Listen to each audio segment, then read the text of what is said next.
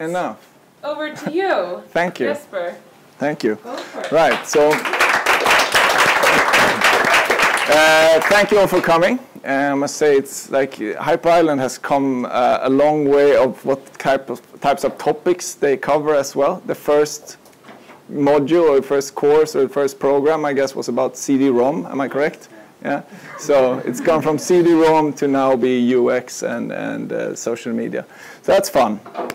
I recognize some faces here from last time, and I think, yeah. And if you remember the ones who were here last time I held a like evening session like this, I promised something, and that was that I was gonna attempt to turn the world into a website during the year, and I did. Sadly, the client who I did it for didn't really agree to let me sort of display all of that we did. However, I'm gonna talk you through the thoughts that went through my mind as I came up with the ideas that were then used with this client, and then give you some hint as to who it was. Anyway, all right. So, my name is Jesper. This is my Twitter handle, Jesper Åström. Come from the lovely country of Sweden. Right now, I can say lovely country because the weather is like 30 degrees Celsius plus and light 24 hours a day. You should, if you have a visit, you should come during this time, sort of, if it's not raining, because then you're in bad luck. Don't come during the winter, because it's dark and it's raining and snow is always melting, so you destroy your shoes. Either way, where are we in the world right now? A little bit more. Oh, a little bit more. Yeah, I'm always bad at this. I run one company in Sweden that deals with how I always have trouble explaining this, but basically what we do is we solve problems that occur in the digital space. So sometimes that in like is working with data, and sometimes it's working with making videos, sometimes it's trying to make an event come to life in online, and sometimes it's just really messy right now because the opportunities are there and the problems are really diverse. So we try to solve them. Then I work together with a friend in Japan. I haven't been to Japan, and I'm not that involved in the company, but we work with marketing automation for business to business. And then I am a part owner in a fashion startup where we do affiliate marketing for fashion companies. Basically, we rank in Google and take social traffic, and then we sell it back to the fashion companies. So, because they cannot rank. Am I done? I am done. Thank you. So, where in the world are we now? Well, in my mind, I'm in the marketing world, right? And the marketing world is quite confusing right now because the big, like, really juicy thing to deal with is something which many people have problems with, and it's like to share this. That's the juice of working in the marketing space, especially in digital. Everyone wants the likes and everyone wants that engagement, but sadly most fail. And this is becoming a real problem because we don't know why we fail. Most of the times we fail terribly even. So we have a lot of angry people. And those angry people, they fire us and they hire us and fire us and hire us, and middle management gets fired and hired and fired and hired because it's that kind of framework that we're used to. We're used to be able to make a plan, and then we're supposed to execute, and then we're supposed to not measure results because we don't. We used to win awards, and then it goes on and goes on. And thus we've invented infographics so that we can at least make our failure look pretty. That's the reason. So, but we fail most of the time, even though we did our best. Now, why is it that we are spending $137.53 billion projected this year in digital, on digital, and we only hear about 1 or 2 cases coming out of this every year? I mean, that's a pretty hefty bill for 1 or 2 cases that are then being used and reused and reused and reused and reused and reused for the next 10 years. Or for the next 10 months, which feels like 10 years because everything is happening so fast. Woo! You know? I have an idea, you know. Because if we want people to share stuff everywhere, I guess we got to look at what people are actually sharing, you know. Maybe start there, right? Might be logical. So this is the feed from this morning on Facebook that I, you know, cut down and let's look at it. So we have a baby picture here. Someone got a baby. That's nice, you know. And next one, tomatoes, finally blooming in Sweden. Nice. Hashtag tomatoes, hashtag summer, hashtag Stockholm. That's a lie. Then we have, someone swimming. And we have, let's see. Oh, someone who saw an airplane land just in front of them. And then we have, let's see, oh, someone got married or engaged at least. And let's see what else we have. A bird. Someone painted a bird. And then we got, let's see, oh, an advertising. Nice, an advertisement. Interesting. And, oh, then we have a funny video. Something that happened, like jump and, yeah. Interesting, because Ed, he always finds, and he writes FTW, you know, can mean whatever, but it means like he really reacted to this in some way or another. And then we see a video, and then we see some meme, and then we see another piece of advertising. Okay. And, I mean, if you look at Instagram, it's the same. It's like a lot of nice pictures of people doing stuff, and Snapchat, a lot of people doing other stuff. And we got Twitter, we got, you know, more pictures, and this is becoming increasingly so. So when I was talking to you last time, or when I was here last time, I said like the world is becoming more or less more like, you know, more like a website, and we're sort of integrating the two worlds. And why I said that is because I found what was common among the post made by people was something very special. Did anyone pick it up? Ideas? What was the difference between those corporate posts or company posts and the posts that people did? Emil? It was people. It was people. Yeah, it was people. Cool. Yeah, it was people.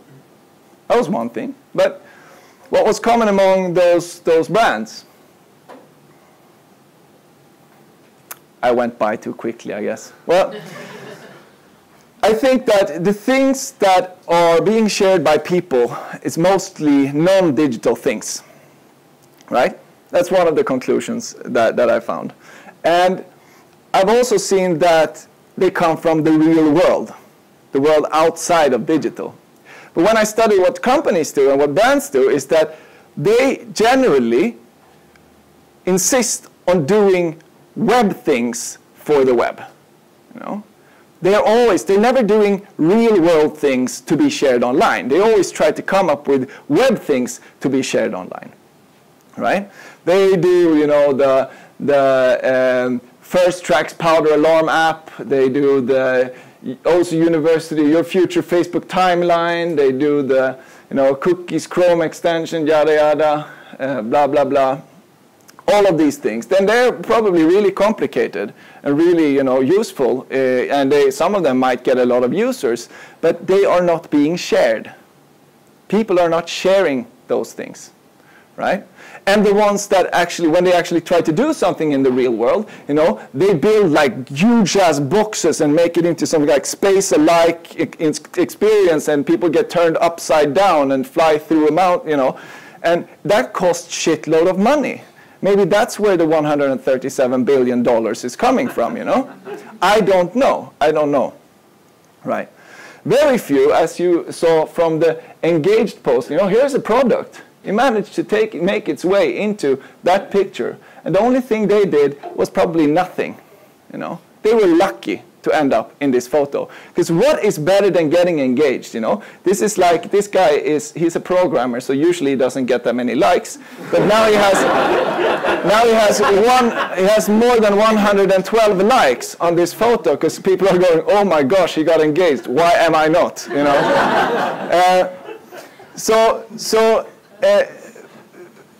My thinking here is basically, you know, if your goal is the share of voice, you want people to share you, you know, and you still want some brand control, you know, you want to give people assets to share, then why don't you behave properly? Why do you continue creating web stuff if you want people to share it, if they do not share web stuff, if they only share real things, right? Real experiences. Why do we insist on creating those web things? Right? So I was thinking, how can we solve this? So why don't we as brands try to, you know, combine the two worlds of web and the real world? And in my mind, that made sense to turn the web into a website. Right? So that was the thinking about it. Now, whenever I've been talking about this, people have been like, yeah, but Internet of Things, is that what you're talking about? It's like Internet of Things? And I was like, well, it needs to be high-tech to be interesting. Otherwise, it's not interesting. It needs to be high-tech, you know. And they're like, oh, it needs to be ambient. It needs to happen, you know, without us doing anything. It just needs to record, and then it's got to be beautiful and things like that. Well, I don't know. Because all the examples I've seen of that kind of world, it looks like this. You know, it's made up, it's a really nice looking chart, but I don't know if the mainstream consumer, like I am really interested in following this chart and understanding what is happening here, but I don't think people who are using these things understand that things is happening when they are doing stuff with these things. Or we have this kind of thing, you know. Who would carry that around, you know? That's some kind of Internet of Things thing. And this kind of things, which is like several boxes, you know. I liked the iPhone when it came out, you know, because it was so simple, you know, and still had a big screen, which makes these even more ridiculous. And then you have all these things, which are really for sporting nerds, and, you know, and then these things, which is for a whole different kind of nerd. And, I mean, if you at least could make the Internet of Things look something like this, then maybe we would be able to do it, you know. We would want to try it out, you know. But right now it's just too fucking complicated, you know.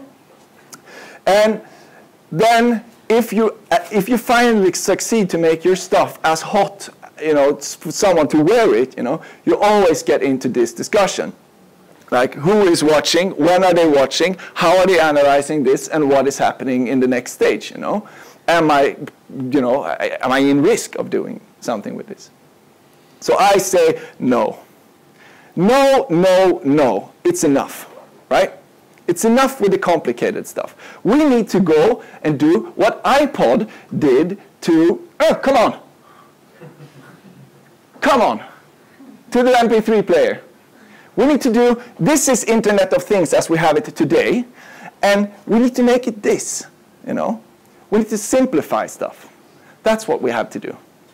We need to simplify the Internet of Things into something that we can actually use, right? So, what should we do? Well, since I sort of, you know, I've made my whole career working with the web and working with digital and all of those things, I was like, well, we've developed all these nice models. Is there anything we can use? And as I've shown some of the students that are here this week, I've shown you this thing. It's the conversion formula. And so I decided that maybe we can adapt this and turn it into some kind of real world thing, you know. If we just look at what makes people convert into sharing stuff. If we don't care about what we do, we just care about their needs and behavior and what they actually share, then are we going to get some way down the line? So this is how it is. C stands for conversion, and that means like the rate that people actually do something that you want them to do. So the first one here is motivation. And that is basically what we feel we need, you know, all of our needs we have. So example, if you're a big brand and well known, and people know about your products, they have a higher need for your stuff than if they don't know about you or what you do, right? So that's a part of the conversion formula. Then you have value proposition.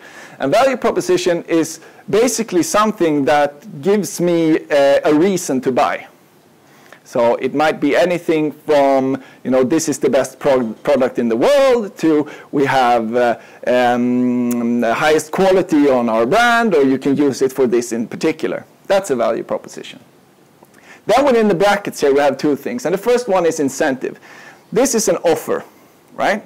An offer that makes me buy this now rather than later, right? Or it makes me do this now rather than later. So this is essentially like, we have this, it's a limited stock. We only have 7 items left. Buy now instead of wait, because they might all be gone. It's like the Dutch auction, you know, where the price decreases and you only have a certain amount of things that are available on buy.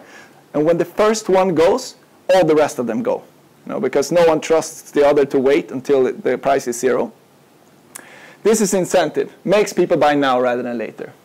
What we have to draw away from that is friction. And friction is everything that stops us from buying now. In the web world, it's, you know, the time it takes to buy something, or when the offer is unclear, or something like that. And then we have the last one, which is anxiety. And this is where we most of us go bust, you know. Because we do not reassure our web visitors enough. We don't, you know, we think that, oh, but they already know that. No, they don't already know that. They reboot every page, you know. You have to remind them that this is the best offer on stock, you know. So I was thinking, like, how can I use this in order to make people convert? How can I simplify things enough in the real world using a web, you know, formula? And how can I make people convert more than less? All right? And then I got all technical on stuff, you know. I was like, yeah, we'll make this app, and it's going to be all these cool things. Then I had to realize, like, what kind of website are we? What kind of website is the world? Like the web website, the networked web with social media and all of those, like, flashy things, you know? That's really advanced. We thought a lot about that. We haven't thought the least about the Internet of Things. So my favorite website comes into handy. With this kind of website. This is still live. Search for Space Jam and click around. You can download a screensaver. You can download all of these things. Remember, back in the days, we always had a download button on all websites, regardless of what website it was. So this is the real world. In terms of using the Internet of Things, we are the Space Jam website right now. That's where we are technologically. That's where we are usability-wise, you know. So, with that said, that's all the theory I'm going to talk today. Because now we're going to get into practice. We're going to practice the Internet of Things Space Jam website way, right? So, number 1. Let me see here. Wait, I'm just going to grab a photo of you. Oh, you were just smiling. You too, yeah. It didn't work. Didn't work. Okay, the usual reaction when you stick a camera in someone's face, yeah, there we got the right reaction, right? Is this, you know? Especially if I come up to someone wearing real branded clothes, right? So, we were thinking, like, how can we use something that makes people want to be on photos more? Like, what could you do? What do people recognize from their home that they can see photos in? Idea? Where do we put photos in our home before digital? Picture frame, absolutely. So I've created a picture frame today, and so I give this to you. Hey, oh, there was a smile, yes. Thank you, it works splendidly. I get a smile when someone gets a frame. Here, can you hold this for a while? Yeah, there's a smile again. Great. I have all my branding on there. And so, just by passing something like this around, you decrease the anxiety in people to actually be on a photograph. Really, you get the back side of this. You know, you don't even see what's on the front side, but you're safe. You're in a box. You're in a frame. This is the easiest way to get people, if you're in a festival, if you're in a mall, if you're in any place and you want someone to be taken on a photo with. this is the best way to get them on that photo. If you just walk up to them and say, can I take a photo of you? If you walk up to them with a frame, they're like, yeah, take a photo of me. And they're like, wait, can't your friend take a photo of you? Yeah, that's a good idea. And you can post it on Instagram. Yeah, we can post. Because then it becomes a shareable object all of a sudden. This is really interesting. It works. It does. And you always get a smile out of people. Oh, let's hack this. Let's improve this even more. Here you go. Hold this. Now, if that by any chance didn't work, bring the other thing that you cut out, and then you go, cuckoo, yeah, and then you take a photo. Then you definitely have a laugh, right? So that's a hack if the first one, that's beta testing, or A/B testing, something like that. All right, so that was, getting people to share photos, always bring a frame. That's Internet of Things, Space Jam style. Now, I'm going to open up a little helper here. Cool. So now I'm recording you, so don't do anything you wouldn't want to be on film. Now, so number 2 here. We're gonna split this room into 2 halves. We're gonna have you guys here, you, yeah. You're gonna be over there. It's the simplest part. Yeah. So we're over there, and you guys, you stay over here, right? Everyone's cool with that? Now, I want you guys to do this. Bum chicka bum bum ba da ba dum. Bum chicka bum bum ba da ba dum. Bum chicka bum bum ba da ba dum. Bum chicka bum bum ba da ba dum. Excellent.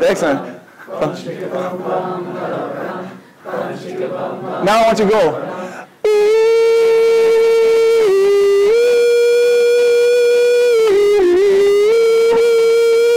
All right? Again.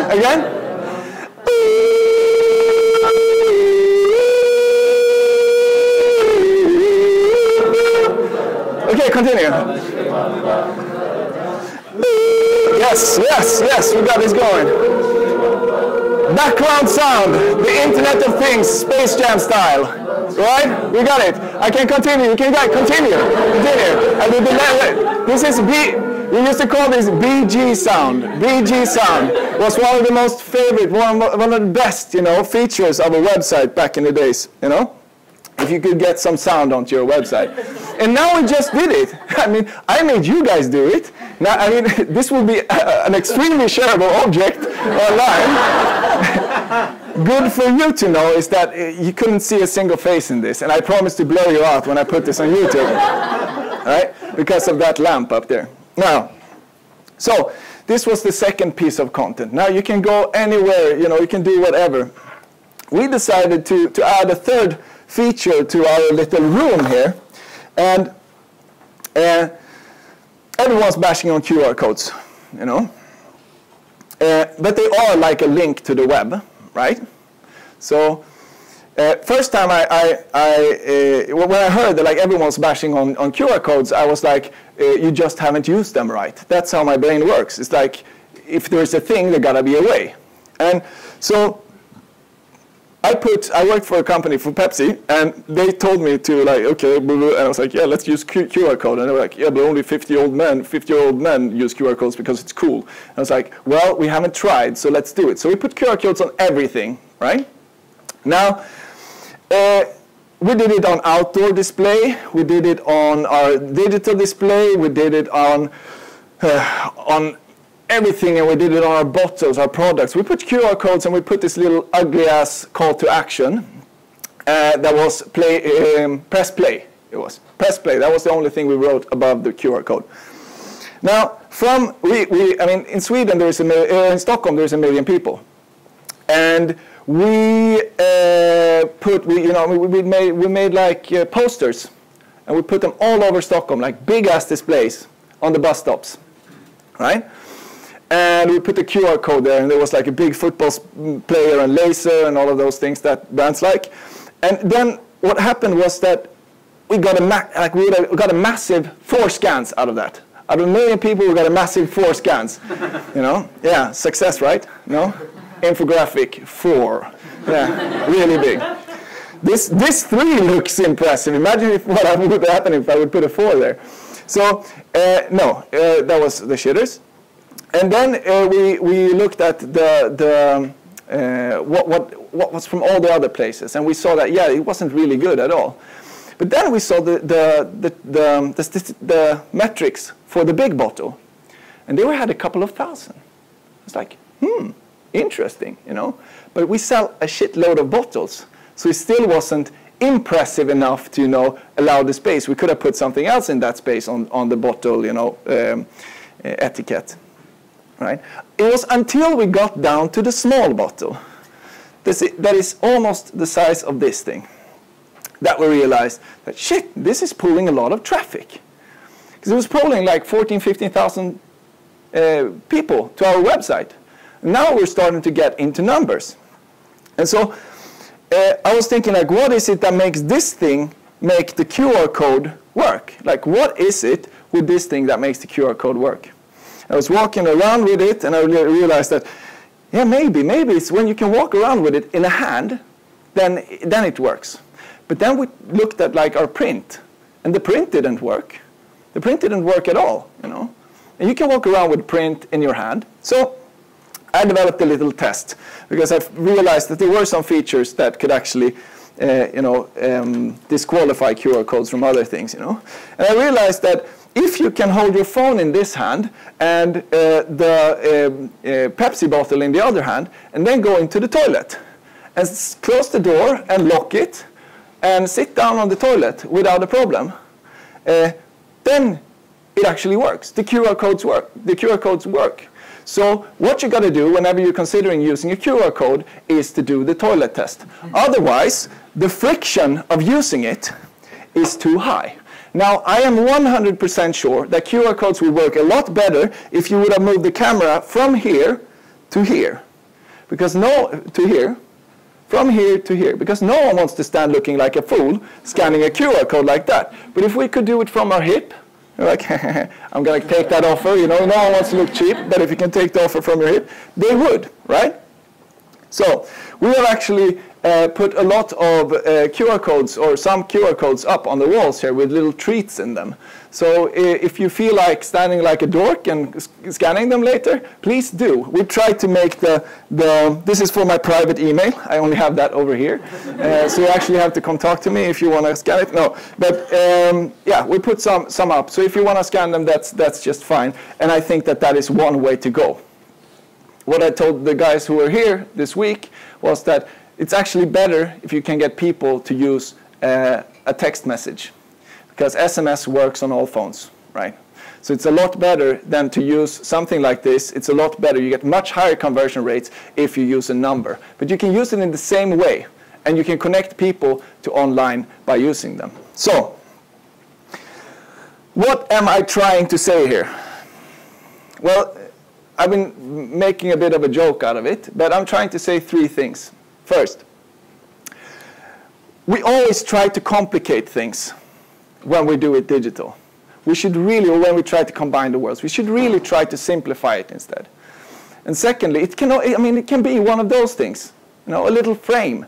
That's all you need. I don't know how much that cost. I think it would have gone to waste otherwise, that box, you know. So, if you really want to get shared in a social setting, connect with people in the real world, because that is what they share. You know? And third, think of the world as the website and find the triggers that will make people, you know, create a user funnel. Think of people's day. You know, create triggers throughout the day where people actually would like to share the stuff that you give to them. And that's about it.